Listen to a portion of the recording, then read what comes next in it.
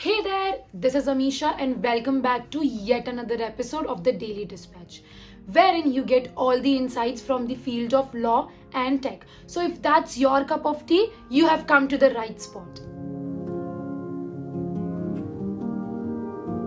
We'll start today's episode with talking about women's safety on the internet. Now, women's safety is a big concern, whether it's online or offline. And in those efforts, the National Commission of Women has started a helpline for women in distress. All the content related to the project is available at their website. I'll leave the link in the description too. Take note that it is not a complaint helpline, but a helpline that women in distress can contact to. Any woman who is facing cyberbullying, cyber stalking, financial fraud, etc., can access the website to find out steps for action.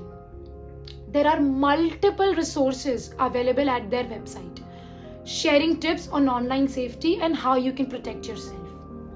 And in those efforts to share cyber safety, we'll be sharing such content on our Telegram group. So make sure you join us there. Moving on, we have another important update regarding women.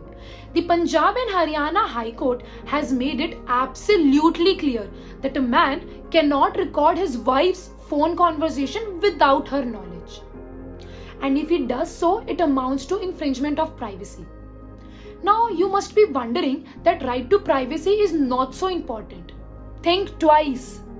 The husband in this particular divorce case was using secretly recorded phone conversation as evidence against his wife to prove that she was cruel to him. But the High Court stood up and said that the partners say many things to each other without knowing that it might be used as evidence in front of the court. So, what do we learn here? If we invade private spaces of people, they would not be able to behave the way they would like to. They would behave in a very forced and they would have to change their behavior. And that's why, my friends, privacy is important. After women, let's look at some data regarding child safety. The Ministry of Women and Child Development has recently revealed some numbers regarding crime against children, especially child pornography. Now listen to me carefully. I am going to reveal some staggering numbers here.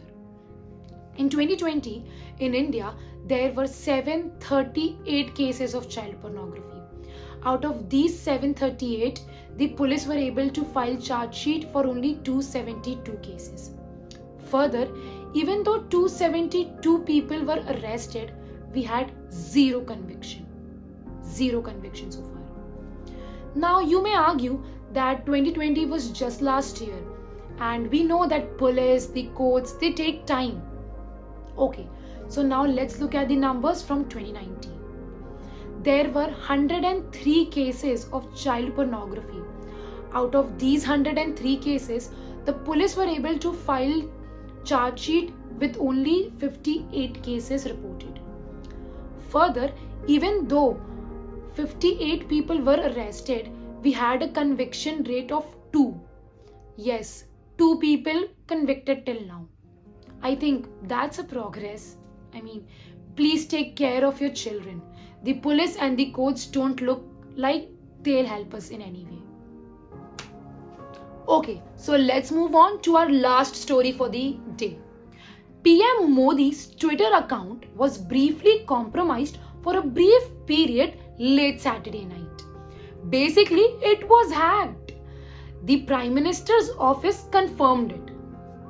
But the hackers used the account to post a Bitcoin scam. Whoa, that is something obnoxious. Saying that India has bought 500 Bitcoins and is distributing it. Well, the issue was brought to Twitter's attention, which helped secure the account. But I doubt if the entire episode will boost the pro-crypto argument. Now that concludes our episode today. If you want more information on anything under the umbrella of law and tech, you can check out our website or also join our Telegram group wherein we share insightful information, news and other related documents. You can also check out our Instagram for bite-sized information. I'll leave the link of all the three in the description box below. If you liked our content, please like, share and subscribe. Until then, this is Amisha signing off. Bye bye.